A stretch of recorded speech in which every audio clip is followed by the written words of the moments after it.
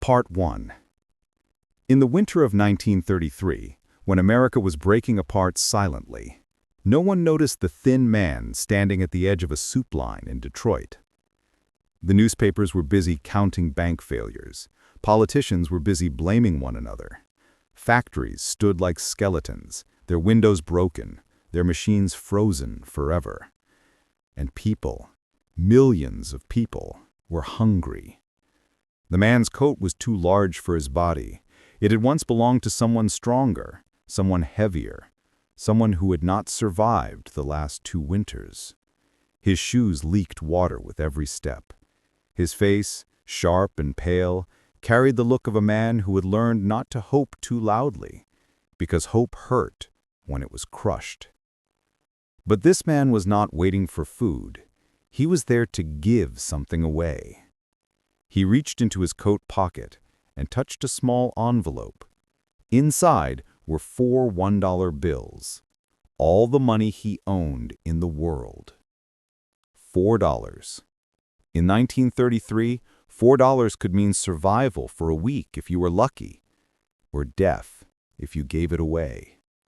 The soup line stretched for nearly 2 blocks. Men, women, veterans, children with hollow eyes, all waiting for a bowl thin enough to shame the word soup. The man looked at them carefully. Then he stepped forward. And what he did next would ripple through American history in a way no one could have imagined. The boy who learned to share when there was nothing. 38 years earlier, in 1895, the man had been a boy named Thomas Sullivan. He was born in a 2-room apartment on the Lower East Side of New York City, a neighborhood packed with immigrants who carried foreign languages, memories of famine, and the belief that America was made of endless opportunity. But opportunity did not visit Thomas's home. His father died in a factory fire when Thomas was 6. His mother became a laundress, scrubbing clothes from dawn until her fingers cracked and bled. Meals were unpredictable. Some nights the family shared a single loaf of bread and pretended it was enough.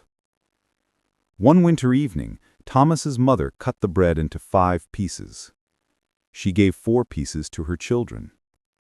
She said she had already eaten. Thomas watched her that night from his mattress on the floor as she went to bed without food. He understood for the first time that kindness was often silent, and sharing was sometimes an act of pain. That lesson never left him. America learns hunger. By 1929, Thomas was a grown man living in Detroit, working as a machinist in the booming automobile industry. He had a wife, a daughter, and a small rented house. Like millions of Americans, he believed the worst days belonged to the past. Then, the stock market collapsed. Factories shut down overnight. Jobs vanished. Banks closed their doors, sometimes forever, taking people's savings with them. By 1932, 1 in 4 American workers was unemployed. Thomas lost his job in March and never found another. At first, they sold small things, extra chairs, an old radio. Then important things. Then irreplaceable things. Finally, there was nothing left to sell. His daughter became sick and died of pneumonia that winter. His wife followed her into silence soon after. Thomas did not cry at the funeral. He stopped crying entirely. The envelope. In February 1933, Thomas lived alone in a boarding house where hunger was a constant resident. Many men in the house stole from one another. Some disappeared at night and were never seen again. Thomas saved his money carefully. $4. Enough to pay his rent for another week. Enough to buy food. Enough to survive. Then one afternoon, while walking through downtown Detroit, he saw a sign written in shaky pencil. "Soup today. Please line up." The line was long.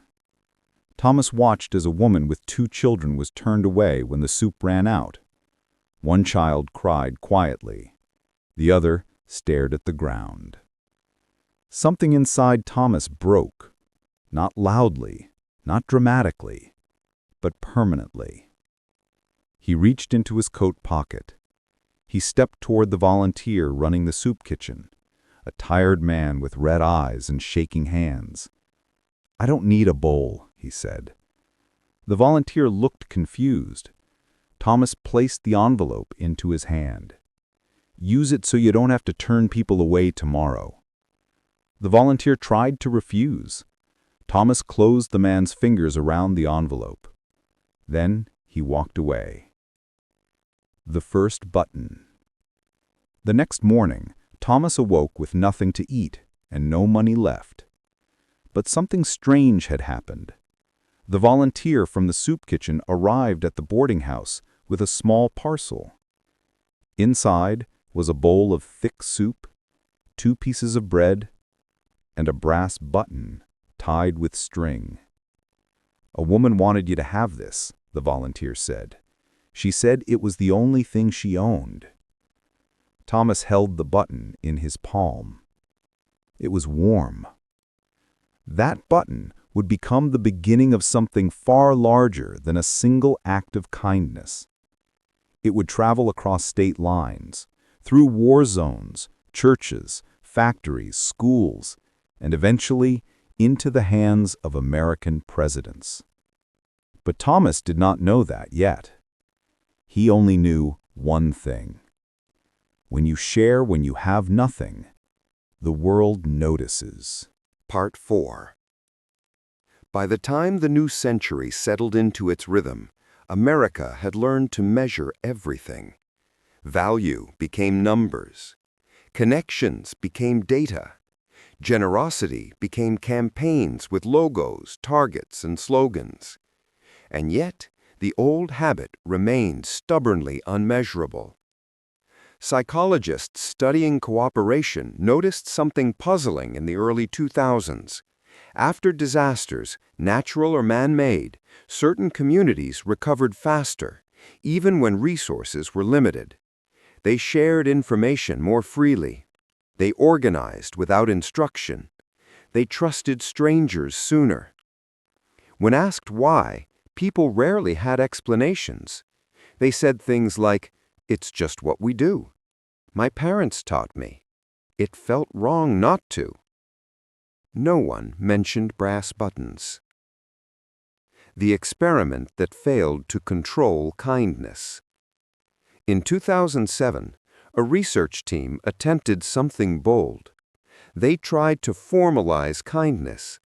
Volunteers were given identical tokens and asked to follow rules about trading them in staged environments.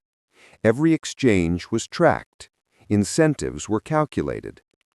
The experiment collapsed within weeks. Participants ignored the rules. They gave tokens away without tracking them.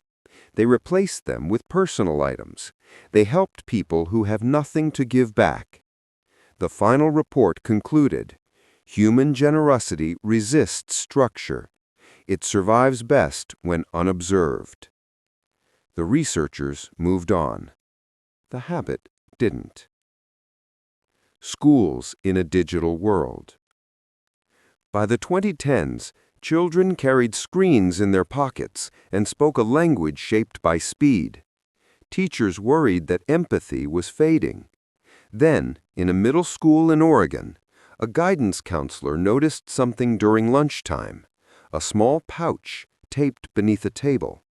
Inside, earbuds, snacks, notes scribbled on torn paper. One note read, "If today is heavy, take this. Just leave something when you can." No adult claimed responsibility. When asked, students shrugged. Someone started it. That was enough. Disasters reawaken old instincts. After hurricanes in the South, wildfires in the West, and floods in the Midwest, first responders reported the same thing again and again. Before aid arrived, people were already sharing. Not just food and water, but objects, small things. A hat passed between strangers. A photograph returned to its owner weeks later. A child's stuffed animal found miles from home, carefully tied to a note. These items did not matter materially. They mattered psychologically. They told people they were still connected. Emily Sullivan grew older quietly. She never gave interviews. She never corrected the historical record publicly. She carried one belief inherited through blood rather than words. If kindness needed explanation, it was already in danger. In her final years, she volunteered at a veterans hospital. One December afternoon, she noticed a familiar sight: a drawer in the common room filled with small, tied objects. She smiled. No one there knew who she was. That was perfect. The unwritten ending. When Emily passed away, her belongings were few. Among them was no brass button. She had given it away long before.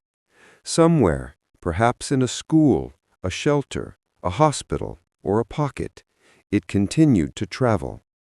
No certificate marked its significance. No museum requested it.